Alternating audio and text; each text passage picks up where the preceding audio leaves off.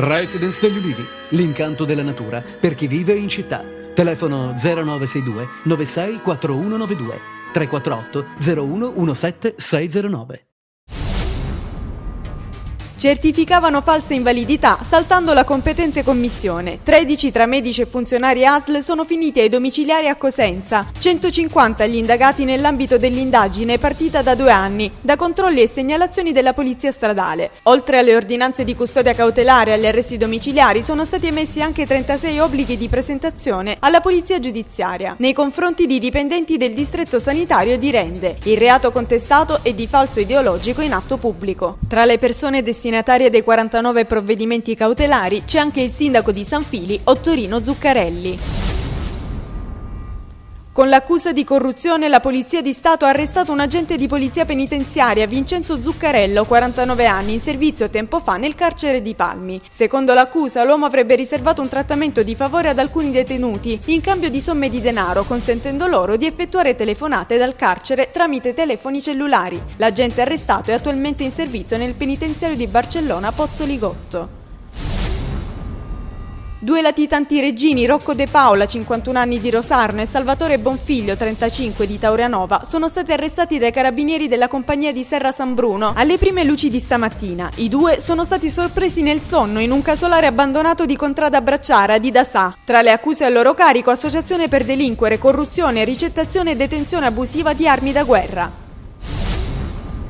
Incidente mortale questa mattina sull'autostrada 3 Salerno-Reggio Calabria tra gli svincoli di Sibari e Altomonte in direzione sud. Un'auto, per cause ancora da accertare, è sbandata e si è ribaltata. Il bilancio è di una persona deceduta ed altre 4 ferite, tutti a bordo dello stesso veicolo. Sul posto si sono recate le squadre di pronto intervento ANAS, Vigili del Fuoco, Polizia Stradale, 2 elicotteri e 2 ambulanze del 118. Il traffico è stato deviato su una sola corsia.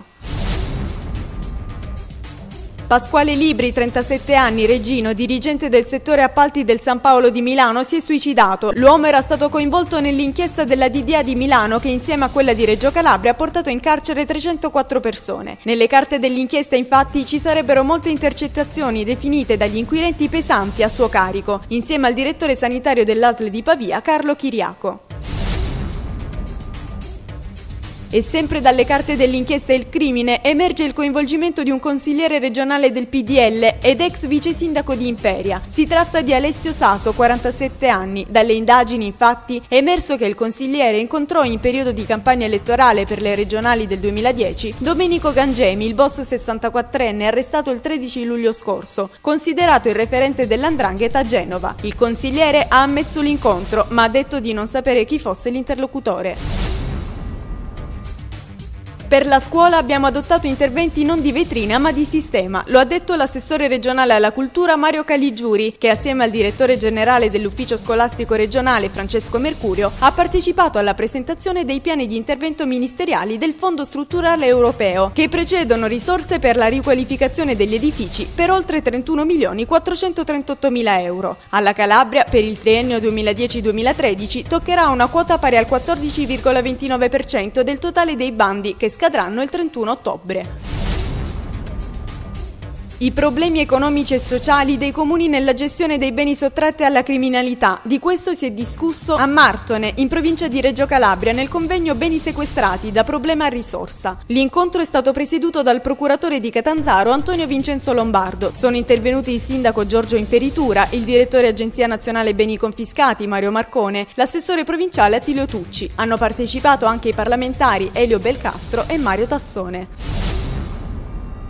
15 giorni fa si è laureato all'Unical Adolf Atungimana. Il neodottore in scienze politiche viene dal Burundi, ha solo 25 anni ed è in Italia, a Cosenza, dal 2008. Il tutto è stato possibile grazie ad una politica di internazionalizzazione operata sinergicamente tra la Calabria ed il Burundi. Il progetto, ideato dall'associazione Africa Renaissance Time, è sostenuto dalla regione Calabria e prevede uno scambio culturale fra studenti africani che studiano e si qualificano nell'università calabrese con l'obiettivo, una volta rientrati in patria, di contribuire allo sviluppo del proprio paese.